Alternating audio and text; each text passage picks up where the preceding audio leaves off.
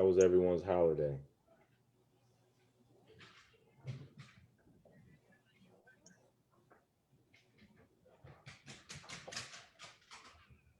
Erica, are you new? No, she's not, but I'm gonna let her answer. Okay.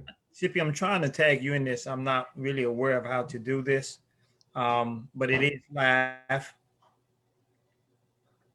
So to answer your question, I feel like I'm semi-new. This is not my first time listening in on the platform, and I think it's been probably about 3 months when I was introduced to this platform. So I'm semi-new. All right. Mr. Clifton is not it's only allowing me to edit what is. That's all right. I got it. I get it. Everybody has it. I'll find it. Yeah. Okay, it's on. It is live on my Facebook page. It is on that. Let me say that because I always like to do that there. Okay, so we're going to begin this here. Okay. That's all right. I got it. I get it. I want to say good evening to everyone and thanks for coming tonight to the Growth Hour.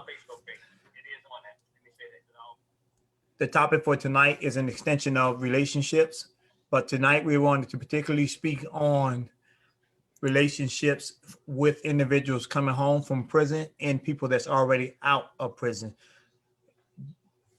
We felt that it was important to have this discussion because there's a lot of that going on amongst all races, and we want to see everybody relationships be successful opposed to breaking up. So what we're going to try to do is have a meeting of the minds tonight and give a little insight and hopefully some great advice on how these relationships can prosper. So I'm going to, again, thanks for attending with Maurice Clifton.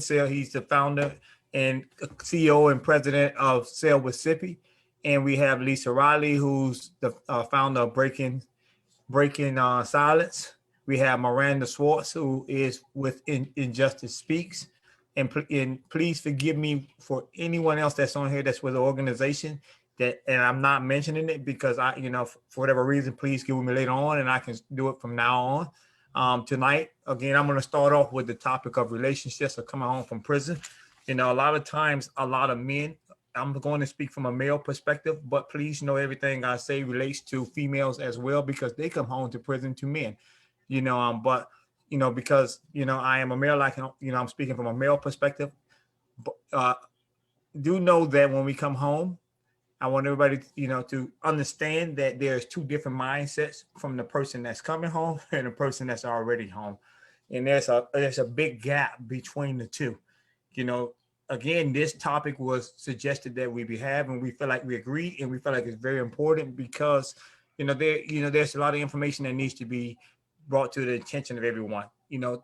We have Miss Harris on here. She's not new. However, she was the one that suggested this topic and brought this up, and we definitely love it and want to pursue it. But the thing is, I don't want to monopolize the time period. And, so what I would like to do, if anybody would like to start off first, we can go from there. I see nobody wants to start. So what I'm going to do is I'm going to go ahead and start it off. As I said earlier, there's going to be two different perspectives of people when they're coming home and the person that's home. I personally feel that when we are coming home from the individual coming from prison, we have a different agenda than the individual that's already home. What I mean specifically by that is I'm coming home and I'm trying to obtain things that I don't have. In my significant other that I'm coming home to, or who I have met and got into a relationship with, may already have these things. For instance, she already has transportation. She already has a roof over her head.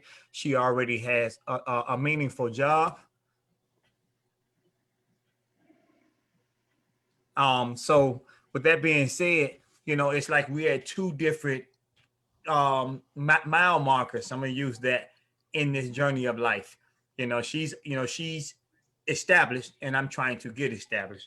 in the process of me trying to get established, you know, it may be thought or considered for me to be inconsiderate because, you know, I appear to have tunnel vision and I'm just trying to accomplish what I'm trying to accomplish.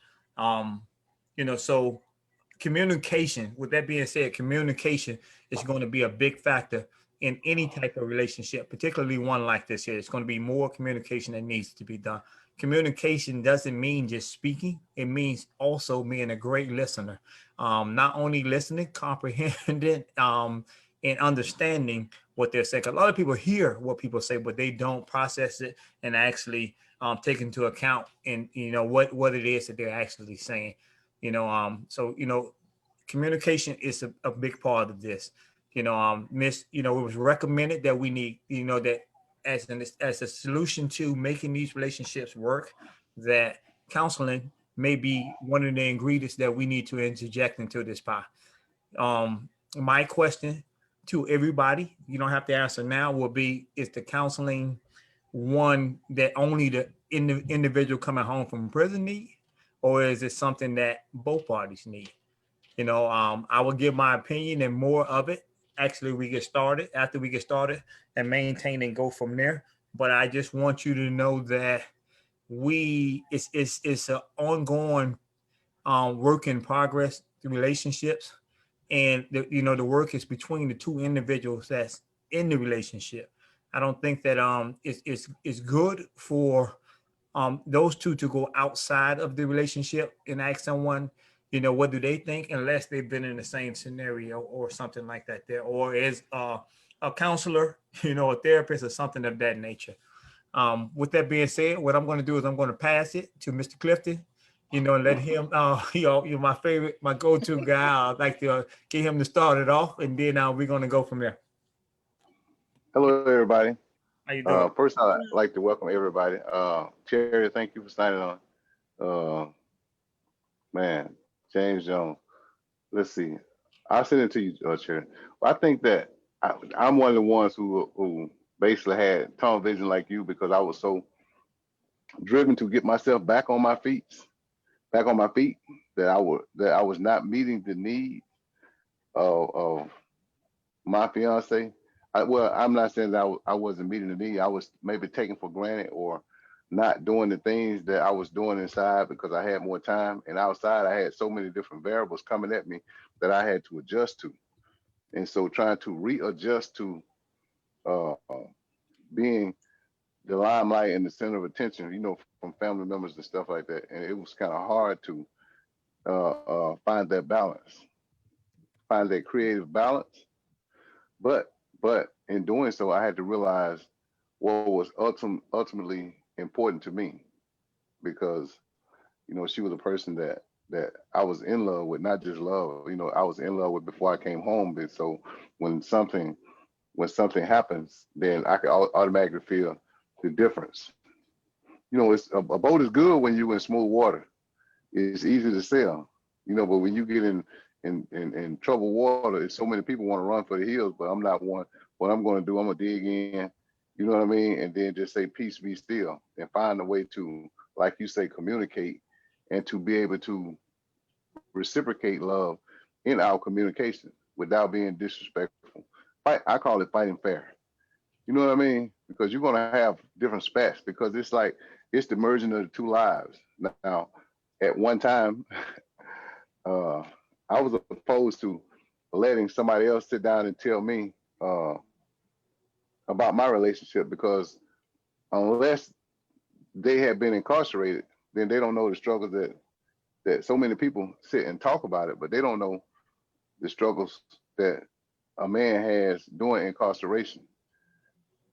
But now I've rethought that, and I'm willing and openly, you know, willing to sit down and talk to a professional when the times come, or if need be, because what that is finding common ground and trusting that you have a neutral party that can listen and offer advice to each of us. I'm not saying that I'm perfect, but, you know, I get up every morning striving to have my heart perfect, meaning that I try to align it with the will of God, and then that way I can always do the right thing, you know, when no one's looking. You see what I'm saying? And so it's hard, you know, it's hard not finding the balance, but it's just it was difficult trying to juggle family, kids, loved one who I had been absent to for, you know, 2 decades plus. You know what I mean? And so while I was there, they weren't pouring into me the things that the person that, you know, that I'm in love with was pouring into me. So I had to back up and look at that because she was empty. She's taking all the risks. You know what I mean? And then I had to look at it like that. I had to look at it from that perspective and that standpoint because, you know, in essence, she was taking all the risks because she's gambling at the time. I didn't have the outdate that I had. God freed me, and only God could have freed me.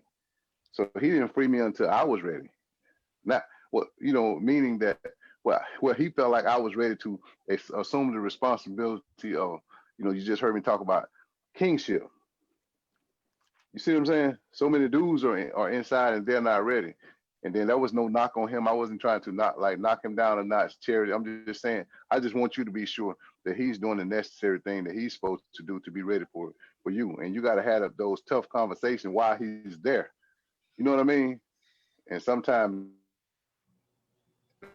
you got to have a lot of tough conversation with him. Things that you don't want to ask, man, ask it now. You see what I'm saying? So ask it now. And so, like, now is the time, because when he come home, it's a different lane. I don't know how long he's been incarcerated, but when he comes out in this lane, it's going to be so many other things that's going to be tugging at him, pulling at him.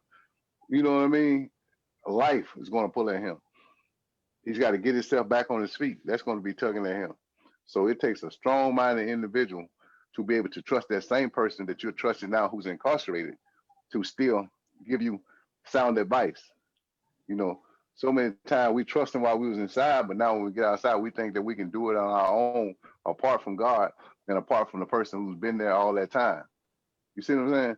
And so, but you know, the best thing about us that we were friends first, you know, and being friend first, we learned a lot about each other without having the stigma of physical contact and sex and all that, the intimacy attached to it. So we learned a lot about each other without having that attached to it. You know what I mean? And so, you know, I always tell people, you got to stir your circumstances and let the cream rise to the top and pour out the rest. You see what I'm saying? You got to constantly stir your circumstances, no matter where you are, and let the cream rise to the top and pour out the rest. Because it's just waste in a glass. You know what I mean? You got to constantly stir your circumstances and find out. So, Can I ask you a question, Mr. Clifton? Anytime, brother. Okay, you one of the comments that you said was that God freed you when He thought you were ready. No, when He knew. When He knew. Okay, wait a minute. Not when He thought. Yeah. When He knew. I apologize for that, brother. Let me Yeah. repeat that. When He knew you were ready, not only for society, but for whatever challenge that He placed before you, regardless of Right. what it may be. Okay, so now you're home now, and He freed you because He knew you were ready for whatever needed to be. Okay. And I don't want people to. My question to you is this: I have an answer, but I'm going to allow you to answer first. If He freed you when He knew you were ready, then why are the challenges in the relationships? Why the challenge? Because it's two different worlds. You know what I mean? I came from a good home, but I came from the street. I've been in the street since I was like 12 years old. Right. You know what I mean? And so coming from the street, being who I was in the street, you know, and who people see. One thing about incarceration, people only remember me for the last thing that I done, for the last person I was before I went to prison.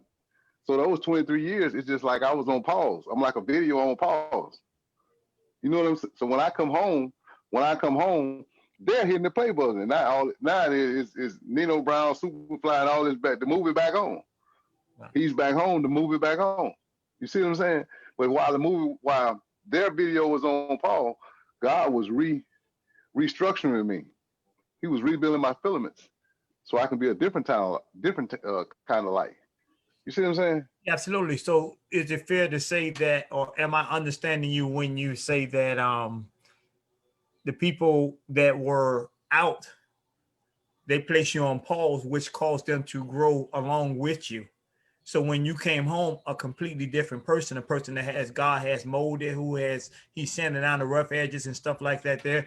They're still stuck on you being that guy with all them thorns and everything, and they're looking from that. So when you come home, what happens is that poses one of the problems, because they're not, they haven't seen you for who you are, and now that you're coming home, they have to recognize you for who you are today, opposed to who you were then, and they're not doing that. They're coming home with a whole plan for you, or Nino Brown or Superfly for you, and when you come home, you say, hey, this is not me. Do you think that poses some of the problems? In my relationship, or just in my transition back home? I want to say in relationships, period. Because I know it's not going to pose a problem in your transition, because you're not going to allow them to interfere in your transition, just like you didn't allow them to interfere in your growth. No, because my person trusts me enough to know we have a system of, the biggest thing we have, trust. And trust allows her to trust me to do the right thing when she's not there. Trust allows her to trust that I'm not going to do anything to jeopardize my freedom. Trust allows her to know that we are rooted in God, and that thus we're becoming immovable. You see what I'm saying? And so it has no bearing or factor, because who I used to be doesn't define who I am now. You see what I mean? Because, as you know, I was still a leader inside, but I was a leader with a different mentality. Right. You see what I'm saying? In the same way, if some of the leaders of these organizations change their thinking, guys are going to follow them out of destruction and into the light.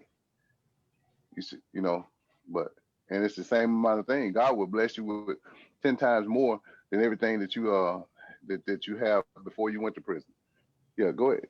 Okay, so now, let me touch on that. You're saying that God blesses you, and I honestly have a living testament of that. God has blessed me throughout my whole journey of being home. I wouldn't be where I am today, without God. I have to say that. Regardless of what God a person served, God played a part in my transition. However, you're saying He blesses you with 100 times more than what you had before. That is true. Before I went in, I had, I had material things illegally obtained, but I didn't have the legal things, the legal foundation, and the legal things that I have now. I don't have to worry about, and I'm not even concerned about getting up in my car being stolen, because now I got, I wasn't concerned. I had insurance, but I understand the magnitude of insurance now. So take it. My words today is take it. But before I was like, if you take it, I'm going to deal with you. I'm going to find out who you is, I'm going to deal with you. Exactly.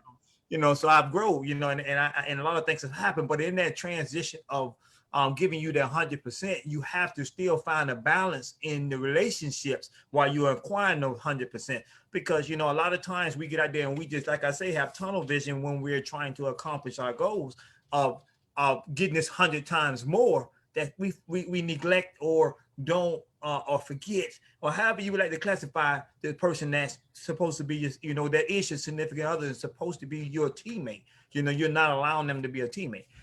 So I'm hearing what you're saying, but I think that's one of the things that we have to take in consideration when we're doing that. I also feel that definitely, there is some and a lot of people may disagree with this, that's been in. There is a small amount of PTSD, if not a large amount, depending on the person. It's a large depending on the person, depending on what you've seen. The things that myself, yourself, and possibly Carlos seen in these maximum and high security prisons is definitely abnormal. So I agree with Ms. Harris when she said last week that we definitely need some counseling in some form or fashion. But we have to identify the areas that we need the counseling in. We can't just give a broad cover and say, hey, you need counseling for everything. No, I'm not doing bad in everything. Go ahead, brother. Here's one of the things, this true story, and I don't even, one thing about it, I'm trying to be as open and as open-minded as I can here, because I want the people to understand that that we have struggles too coming out. I don't want you to look at my life and we're fighting for this. I just got out in January. It hasn't even been a year yet. You understand? And every time I got into a slump, God would always put something in front of me to let him know that he's been with me. You know, just if it's just one little thing to uplift me, to make me, you know, to let me know you're on the right. Because I don't have dudes and people to come and try to come with the Nino Brown situation and all that, and you know, and to give me stuff, you know. But I have to rebuke that. I know it's a test to see am I really living right or want to, you know what I mean? Am I going to do right?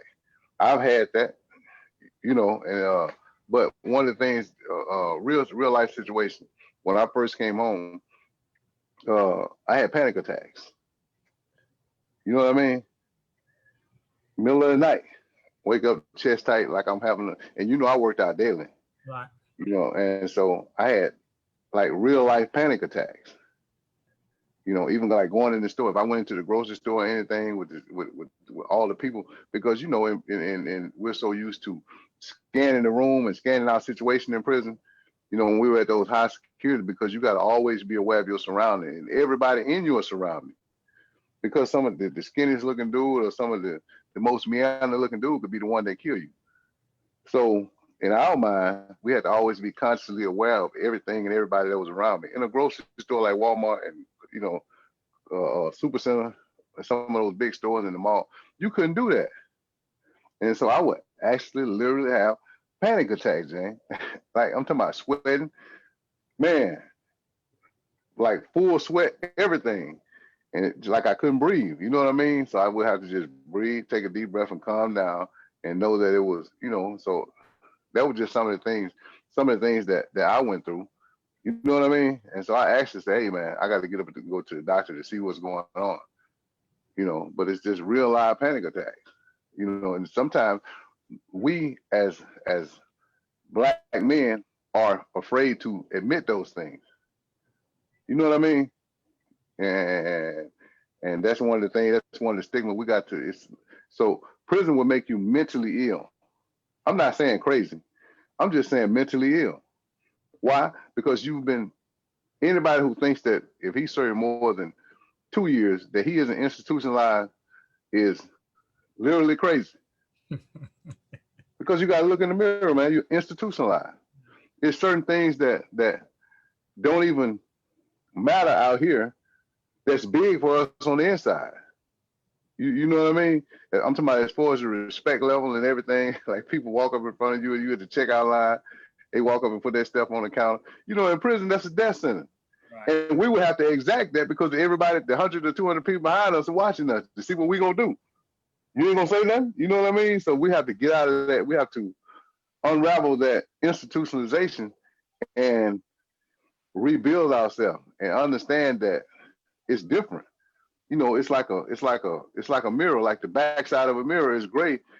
When you get out, you got to look at that front side, that gray backing. Without the gray backing, it's just a piece of glass.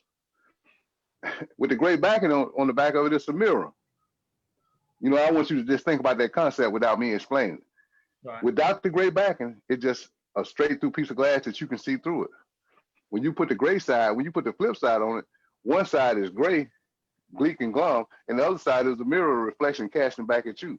So we have to look within our inner self in order what we're going through.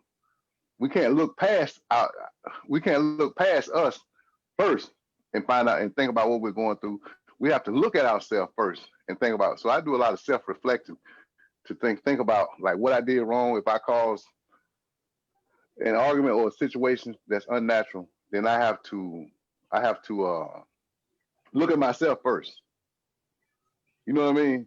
And even though, you know, like a lot of times, you know, people say, and then I've always been arrogant, you know, so to speak, not arrogant in a bad way, but then arrogant, you know, I got it. You know, arrogancy will only, and pride is the biggest thing that will kill a relationship. You know what I'm saying? So we have to put our pride aside. Alcatel had a question for me too, James. Actually, to give it to you. Okay, so you I see him. I'm going to comment on what you said because I want to tell you, I first went to Yazoo, but I'm going to let him go. And then I'm going to let him speak. Unmute yourself, Mr. Jones. Are you there, Mr. Jones? Just did. Can you hear me? Yes, sir. We can hear you fine. Yes, I just unmuted myself. Can you hear? Yes, we can hear you Fantastic. fine, sir. Okay, it's interesting. Mr. Clifton said something.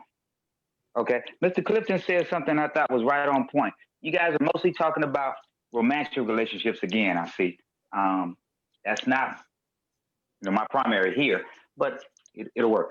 What I want to comment on is Mr. Clifton, how you spoke about how we that are on the outside while you guys are in prison, we got you on pause, and you were saying that I guess that doesn't bother or doesn't affect your relationship with your significant other. But how do you deal with when you got out, those who put you on pause when you came out? We still see you as Nino. My brother, you'd be amazed at the rumors when he got out, the money he had stashed, supposedly. We remember what he was capable of and what he was accused of. Does that you say that doesn't affect? It's humorous to me because I know where his heart is at now and where his head. And the biggest thing is James is saying he's not going back to prison. That makes me giggle, because he's not going back to prison. He will call the police, and that's against the name. He hasn't had to because he didn't put himself in those situations. But it's just cute to me. But that's not what the world thinks. So that till they have to deal with him or become much more interactive with him. But you say that's not a problem. I think that. Is that, tell me about that with you in that regard. Those that knew you before, we don't expect right. Or we don't think that you got money buried or, Man, my family think that I still got money buried. Go ahead. That's my question. Yeah. People see me, still think I got the same amount of money. And, even when they see me, they tell about the street legend. They're bragging out. Matter of fact, it's, like case in point, it was a youngster that I was doing live Christmas Day, and a youngster passed by me and seen and saw me, right? And so he had to stop, bring his wife back and bring his friend back. Man, do you know who this is? And I'm on the live, I'm trying to downplay it and brush. Man, he had the whole, such and such on it. So I had to, it's humorous to me in the sense that because I know that's not who I am. So it doesn't, I don't glorify some of the things I've done, that I've done before. I've simply severed ties with that person. You know what I mean? I had to tear that person down and rebuild myself from the ground up. And until you tear yourself down and burn the ashes of your past, and rebuild yourself. You got to burn those, man, because it's so easy. Because it's easier for me to do that. It's easier to commit a crime and get in the fast lane and get on your feet. But you won't have the peace at night laying down, man. I want peace. I want peace. I want to be able to get up and go to work and struggle. I just want peace. I don't want to have to look over my shoulder, for things that I'm doing or have done in the past and stuff like that. So, it doesn't bother me like one bit. It's easy for me to say no. No, you know what I mean? So it's just simple as that. Let me say this, let me add this to that. As early as 3 days ago, someone asked me to plug them up with some drugs because they found out I was from Miami. I went and did a business meeting with them because they're in the music and they want me to write contracts for them. And the gentleman asked me about that, and I immediately told him, hey, I'm not in their life, but I want to also say that I'm, even though it's a part of me and it's something that I use as a tool to educate other people, I'm still ashamed of it. I'm ashamed of it, and, I appreciate what God allowed me to go through to be who I am today. But that doesn't mean that, it's something that I'm going to go out and brag about. Hey, I was this guy or I was that guy and I was this, that's not my objective, and so I agree with you. I'm going to immediately shut you down and I'm going to keep moving forward. And then it's going to make me assess you and see where you are at, because I can't keep continue having you coming to me and saying what you're saying. Yeah. Now, Mr. Jones, we both know there's guys that have seen me from a distance and never brought it to me, but they still felt that, hey, that guy's still in the game doing whatever he's doing. And they feel that way because of the blessings God has given me since being home. Right. And they're saying, hey, he can't have this and he's selling drugs, or he can't be doing this and he's selling drugs. But as we're saying, I'm going to say this, and then I'm going to let Miss Harris speak a little bit because I like to hear from a woman's perspective. I'm going to say that, it's not only our hard work, but again, it's the significant others, the partners and stuff that are helping us, get to where we are once we come home. So I always want to acknowledge them, and whatnot throughout, any transition or any journey that we are actually going. Ms. Harris, I want to go ahead and hear from a woman's perspective some of the trials and tribulations that you may have from a gentleman coming home from prison and being in a relationship with a person like that. How you doing? I'm doing okay. And thank you for allowing me to be on this platform. And just to hear you guys' story and some of the things. And I was the wife when, my husband shared with me. It's like I wanted to be right there on the scene. I'm a detailed person. Most women are. And so I had to be on the scene of understanding and just hearing those stories. I've kind of heard that before listening to Mr. Clifton. So, speaking from a perspective from, someone transitioning after they have come home, I want to give respect to the wives, the parents, the family members who can ride the time out. I hope I'm saying the right word. The people that has been there for the person that's in prison. I don't want to never not give respect to that, because I can't speak to that. I haven't been through that. To be honest with you, even with my current husband, and we met after prison, I kind of made that firm stance. I said it, I don't know what I would have did, but it was like, I want him to understand that's not my life. So if you go back to that situation, I'm gonna just tell you, I don't even know if I can do it. But if you, through Christ, I heard you guys, I was like, I'm getting on this platform, and I have to always give God the honor. I have to give him, he's my guidance, he's my source. So, getting on the platform, I didn't want to come over on here like preaching, but I have to acknowledge him. And so in saying that, with my husband, if something had happened, I could, or maybe could have done that time. So I just wanted to clear the slate with the people who have done the time and going through the process with their husbands and family members. But to speak on, the time, marrying someone that has been incarcerated, over 11-year time period, you do use the word institutionalized, like Mr. Clifton said. So I just jotted down some things, but just 3 key points I want to touch on, and y'all have already kind of touched on. But first of all, I just, it has to be a godly sorrow. Hey, I did wrong. When Mr. Clifton talked about when God came and changed him, when he, was changed. So it has to be that for you to reform yourself totally.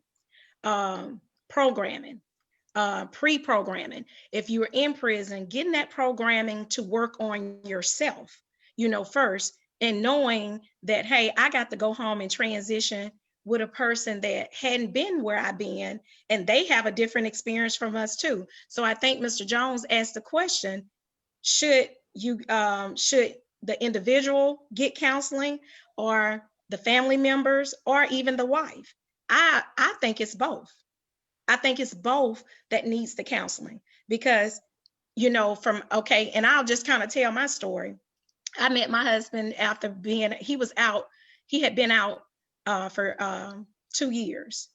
And so when I met him, he told me his story. We knew each other from high school. So, and I knew the family from a church setting. So I was familiar with the family, not knowing any details about them. So that kind of got us in that place, because I never thought I would date a person who, was in prison and things like that. At the time, I'm an educator, I'm a teacher. So people was like, that's not a good look, but I will say, if you look at the statistics, a lot of women are marrying men, and especially in the African-American culture, who have been in prison. So that's why I wanted to be on this platform, because I may be helping another woman, and it's other women that I have met that's in the same situation, and we're scared to talk about certain subjects. So the programming, I feel like the wife, the husband, the family members need to do the counseling. Because see, I need to understand. See, when Mr. Clifton talked about PSTD, I didn't know that that's what it was called, but I noticed it within 6 months, and I could really tell by the 8 month. Me and my husband, we dated at a short period of time, and we got married pretty quickly. So 6 months into the relationship, we're having a family function. My kids are just coming over to talk, and I'm very into my family and with my kids. My husband would sit in the room, and I was like, okay. And then not just at home with me, when we would go to his parents' house, and he has a pretty large family, he'll sit there he'll speak to everybody, he'll get real quiet. It's almost like he turned into another person. So I began to notice that. I said, you eating in the room, let's eat at the table, come out and talk to the kids. So he would do those things. Those things became easy for him after I brought it to his attention. I didn't get any slack. But I can remember, and I won't go to the details of the, we was invited. He's a owner of a barbershop. So customers would come in and invite us places. And when he came home, it was work, work, work. I was like, well, we gotta enjoy ourselves too. And so we went to this party, and I just wanted to get out because we haven't really, all we did was work, work, work. And when I say work, work, work, I work full-time teaching. I would get off and help him run the business because he had 2 or 3 businesses. So we went to this party, and within 10 minutes, I saw the environment, and I kind of saw, okay, this is why he really didn't want to go. And his personality, the PSTD, really showed. And I won't go into the details of what happened then, but I learned very quickly, okay, something is not right. And so from there, you need to get some counseling. We need to do this, we need to do that. And because of his schedule, so one of the third things on my list is balance. Mr. Clifton, I'm so proud of hearing your story. It amazes me every time I listen to you. And I see that you're very much of a go-getter. And I know you're within 1 year. And if anybody else is on this platform is in that same situation, I'm speaking to you too. I would suggest whatever you get and what you're trying to accomplish, keep that balance there. You got to have that balance there, because if anything gets off balance, it can shake it. But it sounds like you're pretty rooted because you're spiritual. That's the first thing. And I'll tell you, we still had issues, and we went to church every day. I mean, not every day. We went to church every Sunday, and we still had issues. So that spiritual balance is everything. And the last thing that I wanted to say, Mr. Clifton, you talked about burning the ashes. Guys, women, because I know we have different people on this platform, burn the ashes. That what you experience and who you used to be, that has to be burnt out. Some of the same things that happened to you, Mr. Clifton and Mr. Jones, happened to my husband. But you have to cut your GPS system on and shut all the chatter out. You can't come with all these ideas. And another thing, it's my opinion that people who has been institutionalized, they feel like, okay, I lost I'm gonna just start with 2 years, 5 years. I need to get that time back, especially if you have done a 10 or more year bid. I missed this time. I got to make this up. In God, he will, like you said, he will come back, and it will almost be like you hadn't missed any of that time. And I'm gonna say this, and I'm to give everybody the opportunity to speak on this platform. One of the things that our pastor saw for us as that individual and me, he said, Mr. Harris, you was in prison and you was doing something for a time period. And for such a time as this, God released you. And she, although she was not in prison, she was out here in the world, and she dealt with some things too. And God has joined y'all for the perfect timing. Had my husband probably been out on the street, he may not even have been alive or lived. So that two people in the two different situations is becoming one. Sometimes you need that help of that counselor, that person that didn't know you, where you can get in there and talk about real issues. And one other thing that I want to say, Mr. Jones, you said this. You said communication and processing. A lot of times what I found out with talking to our counselor, my counselor said, Ms. Harris, you 20 miles down the road and you didn't came back. and your husband is still processing, and that can frustrate him. So I'm very assertive. I'm a go-getter, but I had to slow down and realize that his processing may not be where mine is. But if you love each other, and first of all, if you love God and put him first, you can make those things happen if you cut out all the chatter. So that's all I would say at this point.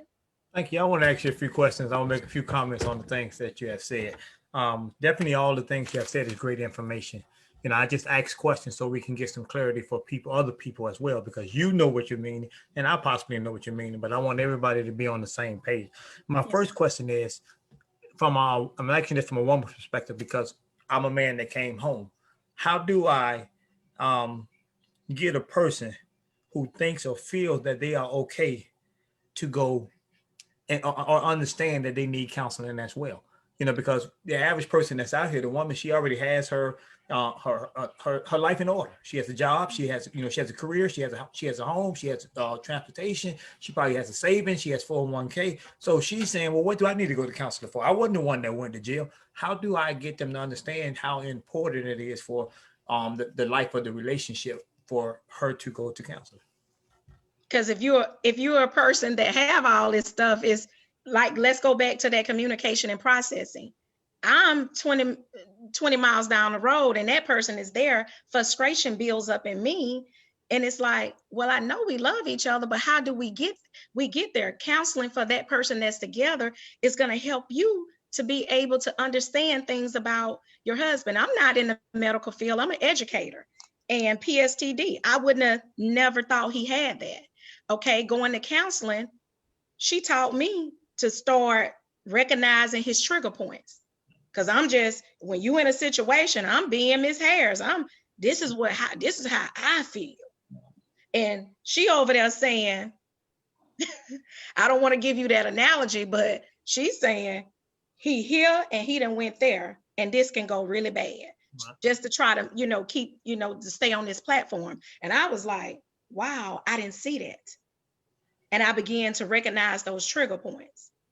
So counseling can help you recognize those trigger points. Oh yes, because I didn't at first. I didn't.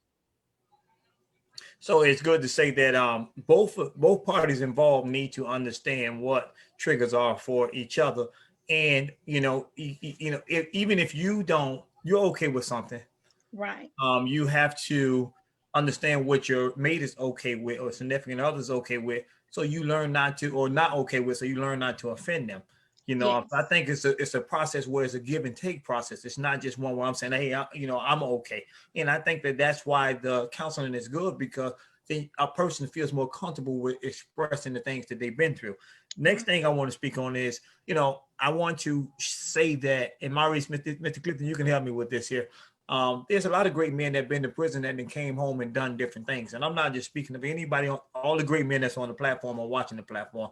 I'm speaking of guys like Nelson Mandela, Malcolm X, and many more other guys that went to prison and came out and did what they were, and did great things. So I don't think that prison should be something that holds or decides a relationship or holds back how a person life and journey is going to be. I think that we should just understand that, hey, this is where we are right now, and go from there. As Mr. Clifton said, look at who the person is for who they are now, opposed to the old Nino Brown. Because if they continue to look at me at the old Nino Brown, they're gonna get a lot of disappointment. As far as going into the different environments, I don't like to do that. I don't like to really hang out. I don't like to go. I go out. I'll go to the movies or I'll go to different places. Don't misunderstand me. But when they're out in the neighborhood or being somewhere, I don't like that. I don't like that because, again, I was in an environment where, for many years where I was taught not to, or I taught myself not to be in crowds because things happen in crowds. Also coming home from this, even though we're not the same person, we don't know the other people that we used to deal with in the street and who we may have had some run-ins or bumps into with. We don't know if they grow like I've grown. So it's always in the back of my mind, I have to be careful, and if I'm with my significant other, they're also saying I have to protect, so, again, it's going to take time for us to understand that, hey, the world has changed. People are not who they are, who they used to be, but we're going to always still have that because, it may be 100 people and only 99 of them changed.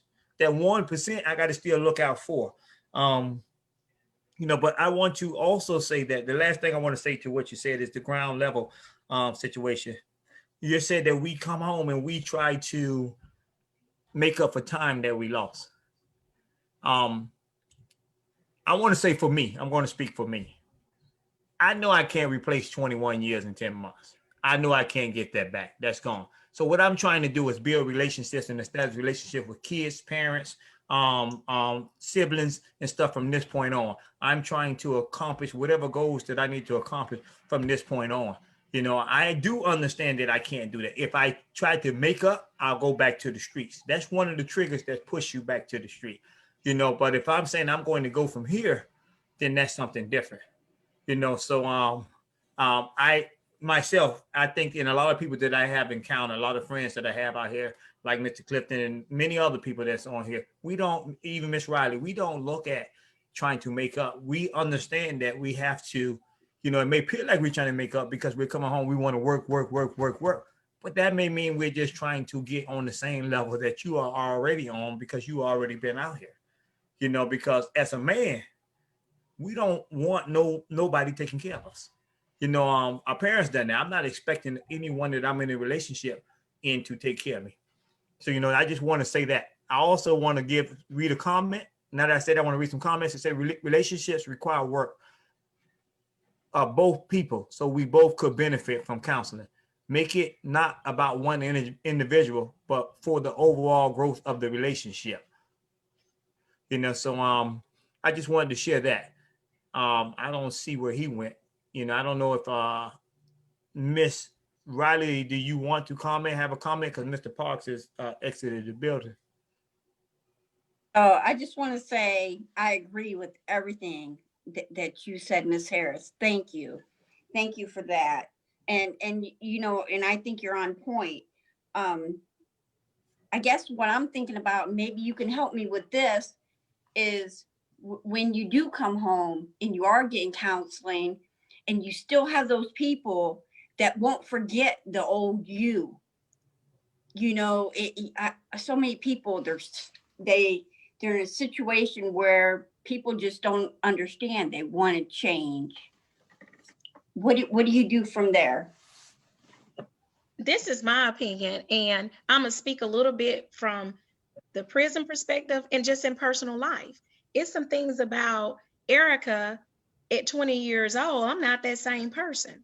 And family members and certain people would still try to identify those things for you. You just have to keep pressing, and you got to get up and do that walk, that daily change when yourself, that reflection. Mr. Clifton talked about that reflection of yourself, and you got to shed the chatter of all. And it's hard depending on some people's environment. Now, to hear Mr. Jones, and we probably won't on this platform, it seems like when he talked about his career and where he went after prison, for some guys having a felony, they can't do certain things. My husband chose the entrepreneur side of things, which is good. But with entrepreneurship, you have good times and you have bad times.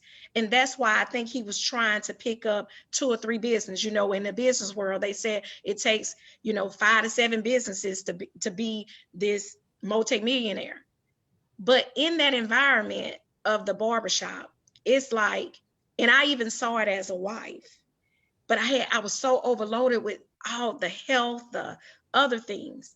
It was important for me as his wife to pray for him daily, to pray, and I won't get in that platform, just to pray all that stuff that he went through and what he heard during the day. But then it also has to come from him too.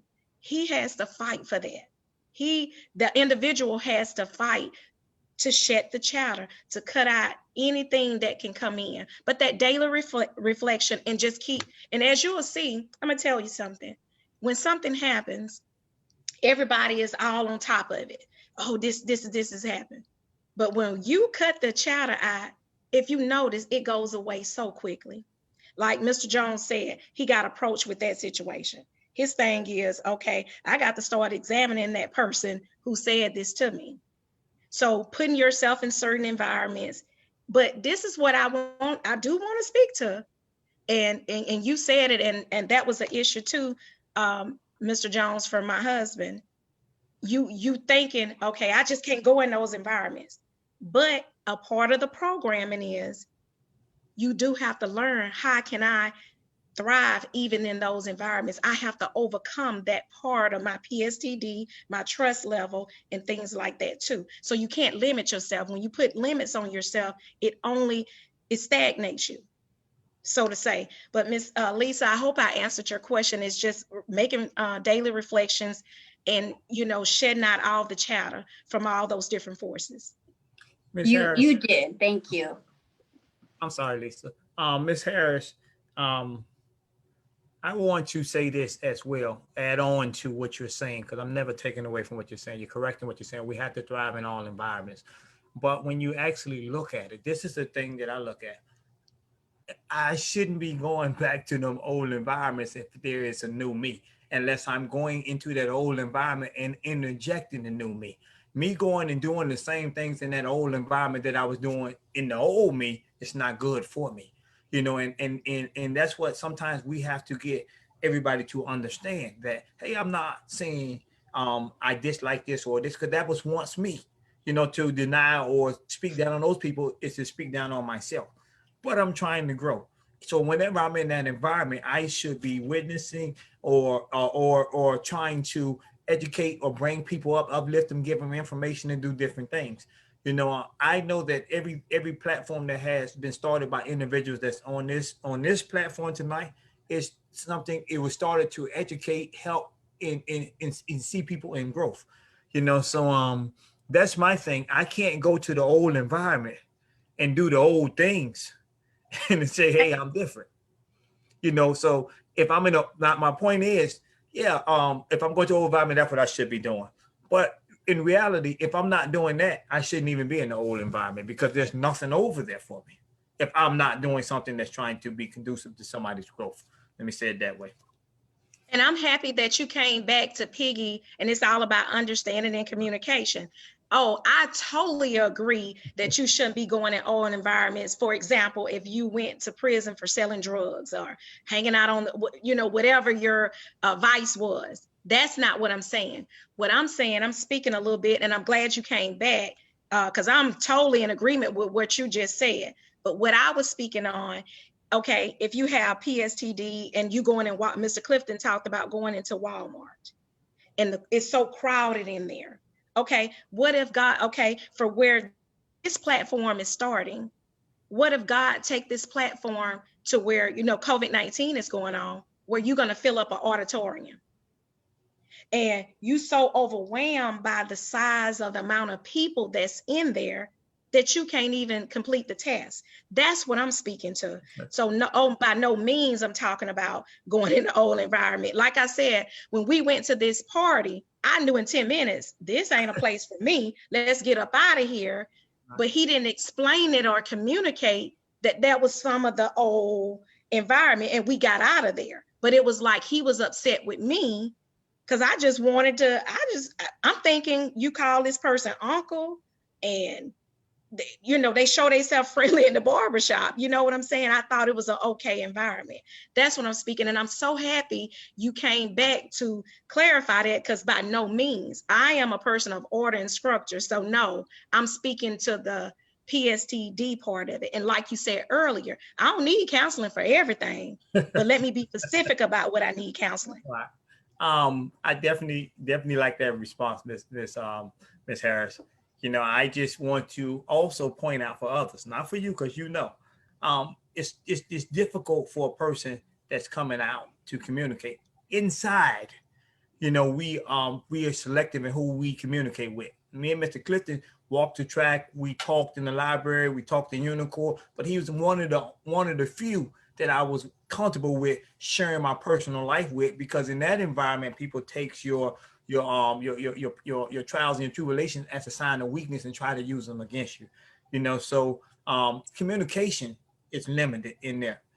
So again, you're saying, well, hey, why didn't he tell me that? I don't even know if he know how to communicate that or recognize it to be able to communicate that or articulate it in words to you to say, hey, baby, this is where I'm at, or hey, I can't, I don't like to function around that, so I can't, function around that. But again, this is where the communication comes into play, and it's important because I know if he would have told you that, then you wouldn't have offered that. You wouldn't have said, hey, come on, let's go. But again, we have to communicate what are obstacles and stuff that we encounter to our other person, and it's not only him, it's a lot of us that has that problem, that we don't like to be around crowds. I will, but I'll be there for 5 or 10 minutes and I'm ready to go. That's just me. I want to ask you a question about this here. And I'm asking everybody, not just you, I'm asking everybody. When you are building a relationship with someone, it's already a challenge because it's a unique and I'm not going to say non-normal, but I'm going to say it's something that's not ordinary. Y'all are going to have challenges. Is it good to say, okay, now I'm not saying alienate yourself from anybody or everybody, but I'm saying you have to, and I'm going to use your word, keep the chatter. I feel like the chatter are also sometimes some of the friends, the partners or the girlfriends and stuff like that there, and until you get your relationship strong enough to be able to withstand anything that comes, I think that you have to focus on that relationship, 150%, not just, okay, well, I'm gonna give 80%, here and then 20% there. My question to you is, do you feel that not alienating, but putting things in perspective and prioritizing who you need to deal with at this point, because understand your significant other that's coming home is vulnerable to a lot of things. So you don't need to be around everybody, or vice versa. Right. I totally agree. And being a person that has gotten spiritual counseling and counseling, from a service, that's the first thing they say. You first, God first, you, your wife, and everybody else. You have to, I can remember our pastor giving us counseling. Mr. Harris, it's so new. Y'all got to get to know each other. Y'all got to bond.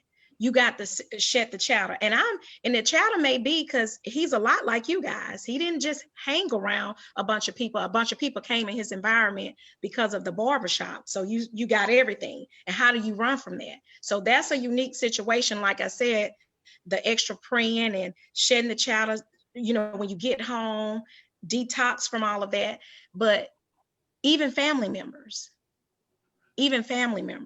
And see, that's why I wanted to give, honor to the platform of the family members that did ride the time with you. And that's a blessing. But when you become connected as one, it's about you and that person trying to come together. I agree. Mr. Cliff, you have anything to say? Hold on, before you say that, I got a comment just popped up. It's one of the bosses, one of the queens of the world. Yes, Mr. Obata said yes. So much of the beginning is getting to know one another. On the free world side, the merging of two lives. I agree. Even if we had a relationship inside a prison, it's totally different when you come outside. It's a different set of challenges. There's a different set of distractions. There's a different set of obstacles. We have to keep that in mind. Go ahead, Ms. Obama. You have something you want to say? No, I've just been listening. I think that I've enjoyed hearing everybody speak. It's a different thing on this side when the two lives have to merge and you have to get to know each other, even from schedules, even from like when I was used to kind of just, getting off work, exercising or doing this, that, and the other. And I knew, well, the last call will come in at this time. And you know that you could catch that call and you can finish with your work and get done whatever you would need to do for the next day. But now it's just it's a completely different thing. It's the merging of two lives, two schedules, him being busy with his endeavors, I'm being busy with working things, but you making time for one another. It's a completely different life in that sense on the free world side. But I think when you have two people that are committed to one another and want it to work, and they're committed to doing the work. I think there's one thing that people miss with relationships, no matter if you're free or not, that healthy relationships, even when you're happy, they take a lot of work, and two people that are committed to making each other happy. And not just each other, not just the both of you. You want a person that you love the way that I love Maurice. You want them to be happy in all facets of their life, not just with you and between you all, because you want your person to feel whole with their family, their children, their friends. So it's the merging of two lives. And I think that a lot of times people think that just the love, that that's it, but it requires work, it requires great communication, it requires a lot of giving of two people and not just one. And you have to have a person that's willing to look at themselves, because none of us are perfect there, and there's all things that we can work on to become better people individually and to become better people in a relationship. And so my main thing, I think, for us is just that has worked for us is being committed to the work. And we just get up every day knowing that we're committed to our future together. And we know that that requires work. Thank you. Thank you. I definitely agree with that. I want to say something briefly. Then I'm gonna let Mr. Maurice Clifton get his comment in. I want to, speak on the word merging. That's very, very instrumental in this relationship. It can't be no separation. It definitely has to be merging. But, one of the things that I think it makes the merging a challenge is the fact that, I've been incarcerated for 20 years. And during that 20 years, whoever I'm with is making things work on her own. So she's taking care of the house, she's raising the kids, and yeah, I can say, yeah, I sent stuff here or I made sure the kid had clothes, but their presence is completely different. I only have to deal with it from the time period they open that door to the time period they close that door. So I, that's the only time I have to be a parent, get on the phone, writing or whatever the case may be. But she has to be a parent 24 hours a day. She has to make sure they get fed every day. I don't. She has to make sure they have clothes every day. I don't. She has to make sure a lot of things that I don't have to make sure of. So I think in doing that, some people become, how can I describe this?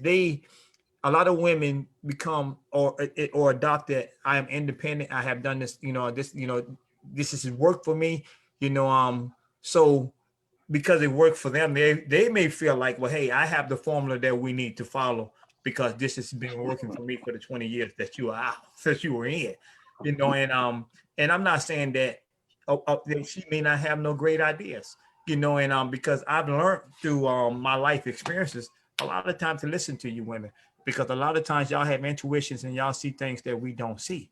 However, you have to let a man be a man and still sometimes listen to him and let him bump his head sometimes, in a legitimate sense, not the illegal sense.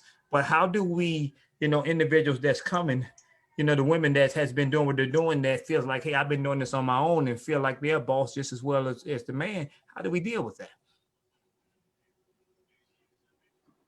Please, go ahead, Ms. Harris. I'll just speak for me. What I did, like you said, I was already established. I had this, I had that. And that was the thing that drew me to my husband. He did this and he's trying to do it the right way. Erica, you get in there and you do, what it takes. And as I got in there, like I said, by nature, most women are detailed people. I was able to see that, oh, we can do this a little bit better. So I slowly began to make the suggestions. And I can tell you, we got married in July. By December, I saw something financially he should have did. And, we're praying, we going to church. I didn't even say it came from me. It came from a humble place. I didn't come all up in there harsh. I was like, and God did spoke to me and said, this is what needs to happen. But Mr. Clifton spoke on this last week. Sometimes that pride and that hard way or your way of doing something can delay some things.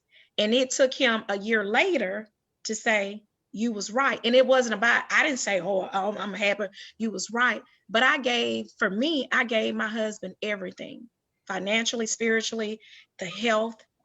And then I put myself on the back burner. But if something is in you, it's going to begin to rise. And so when I was beginning to rise, I wanted him to be there in that support system to me. And I don't feel like I got the same thing. Okay, let me say this, Miss Harris, because I think this is important. I just expressed that when we come home, how y'all are already established and y'all are doing what y'all doing. Please don't forget for one moment that we're in prison trying to make this journey that we're going through in prison as easy as possible for our family, financially, mentally, emotionally. So we're accustomed to building whatever we have to build in the inside. You know, of course, you know, I know your husband personally, you know, so that being the case, I can tell you honestly that he always did what was right. Your husband is a good man. You know, he has a great heart. You know, he was in the inside perfecting his craft that he's coming out right now and flourishing in. You know, I see his videos and I see the, you know, y'all think with the machine. I got to get down there and get that shade with that machine too. I'm gonna let y'all know.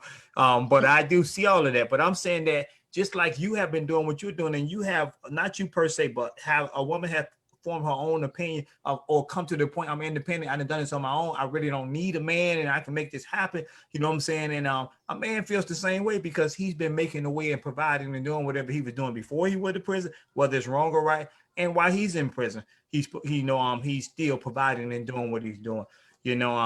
So that's two strong-minded, strong-willed people clashing. And I think that again that goes back to the communication. We have to sit down and communicate this year, and also some counseling. Sometimes we got to have a mediator in that communication. To kill the frustration, to stop people from getting angry when they are hearing something that they're not in agreement with, or something they're hearing something that they haven't heard before, or they're not accustomed to doing, and it goes off of their path of what they've been doing. So I just want I want everybody to know that goes both ways. You see what I'm saying? It goes both ways. But in order to go back to what Miss O'Malley said, in order for it to be a healthy relationship, got to be some merger.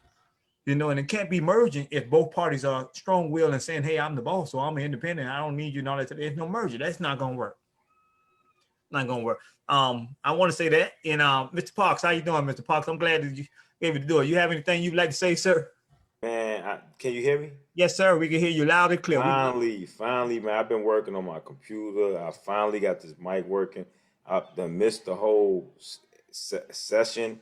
I don't even really want to get in because I don't really know what I missed. I will say that at some point, Mr. Clifton was talking, and he said something that made me think. I had an epiphany, and it like coming home after 17 years, I really didn't feel like I had, and I went through the same thing you guys went through. Everybody thought I had stash. My son's mother just knew I had money put up, and everybody, because like when we were living, we really didn't manage money as well as we should have. I wish I had the knowledge I do now.